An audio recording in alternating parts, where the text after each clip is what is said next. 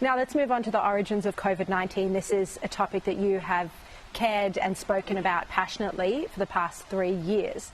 We've seen recently the emails that were subpoenaed by Congress that shows that scientists and Anthony Fauci in the very earliest days of the pandemic clearly were concerned not only that the virus leaked from the Wuhan laboratory, but that it may have been genetically engineered. Yet the most recent intelligence community statement from the ODNI, the declassified statement, and I know it was a joke of intelligence to be declassified, but my point is that even in that statement, the IC, most elements of the IC still assess that the virus wasn't genetically engineered. How can they be running this false claim, particularly in light of those private emails subpoenaed from the scientists? It makes no sense. And if you go back even further, I think to April of the first stage of the pandemic, the DNI released a statement proactively saying that the intelligence community agrees with the strong scientific consensus that this was not man-made or genetically modified.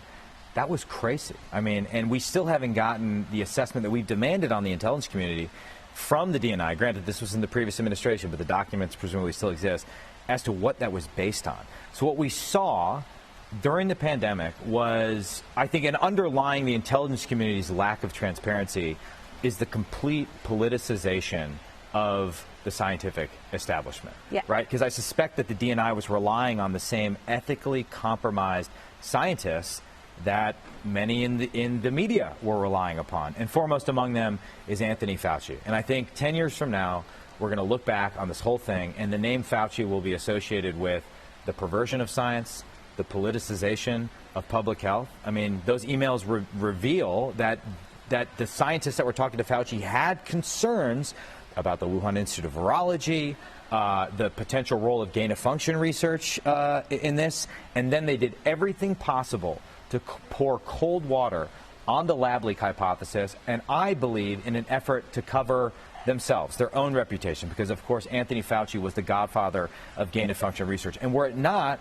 for your reporting, were it not for Josh Rogan's reporting, were it not for some brave scientists like Alina Chen, we wouldn't have gotten the full story. I think that also explains why a lot of Americans, at least, have lost a lot of faith in the public health and scientific establishment. And that's unfortunate, right? To suppress dissent is the antithesis of science. It's the antithesis of the scientific method. But that's precisely what Anthony Fauci and his group of scientists and people like Peter Daszak did. Yeah. And so what do we need to do to conclusively get to the bottom of this? You know, if you were in charge, what would you do? I think complete declassification of, unless there was something that clearly imperiled a sensitive source and method, and I haven't seen that, let us err on the side of declassification, even if it angers the Chinese Communist Party.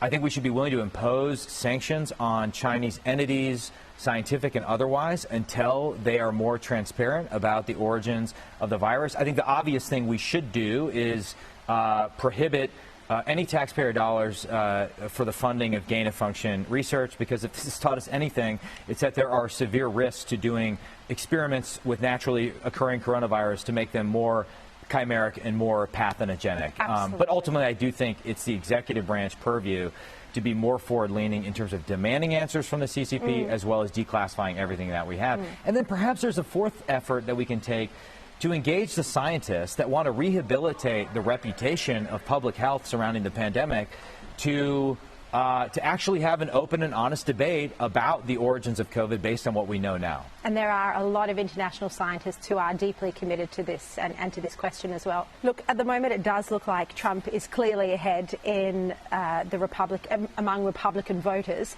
but with all of the criminal cases against him, the view is that he would be then unlikely to win a general election. How disappointing for the United States would it be, do you think, if we ended up with either him as president or Joe Biden again? Well, I just think to have a Trump-Biden rematch would, I mean, I think a lot of Americans would be questioning, is this the best we can do? Again, in terms of their age as well as their overall policy approaches, I think the American people are hungry for something different, something new. So weall see. It's still early in the primary process. Maybe you next year. I'm too boring. I'm too bookish. I mean, who would want me? my hope is that we'll at least have a robust debate in the Republican primary that isn't just a pure personality test. That's about actual issues and policies. Because as we've talked about, I'm very concerned about the next 5 years for American foreign policy, and it's going to require extraordinary presidential leadership to navigate the twin sort of geopolitical crisis we face in the form of dealing with the Chinese Communist Party, as well as the fiscal domestic crisis that we're going to face in America. That's going to require extraordinary Reagan-type leadership, and I'm confident that Biden is not up to that task. Mike Gallagher, thank you very much for your time today. I really appreciate it. Thank you.